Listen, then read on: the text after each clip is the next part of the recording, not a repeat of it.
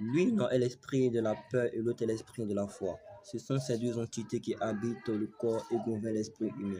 L'esprit de la peur est un peu comme le diable réincarné en l'homme. C'est elle qui représente toutes les influences négatives et pensées marquées par l'indécision, le doute et même la procrastination. C'est elle qui nous empêche d'atteindre notre plein potentiel.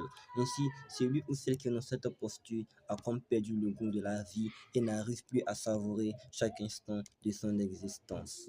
La peur de l'échec, la peur du regard des autres, de l'abandon, du rejet, l'enferme et le rend immobile dans cette prison mentale qui s'est lui-même préalablement conçu, créé dans son esprit par le biais ou le canal de la peur.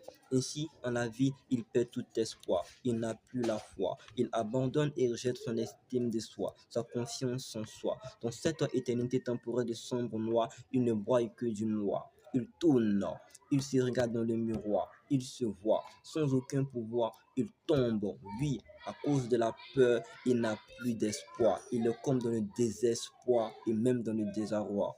Voilà comment la peur est un ennemi pour nous. C'est pourquoi ceux qui gagnent et réussissent dans cette vie tissent l'amitié avec la deuxième entité qui est la foi.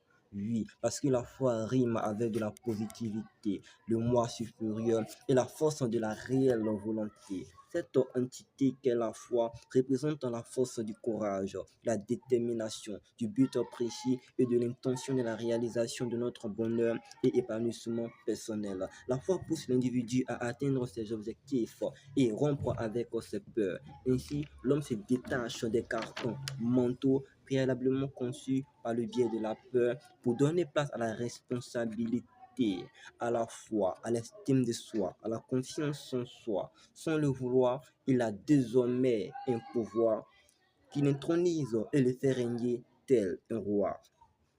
Merci.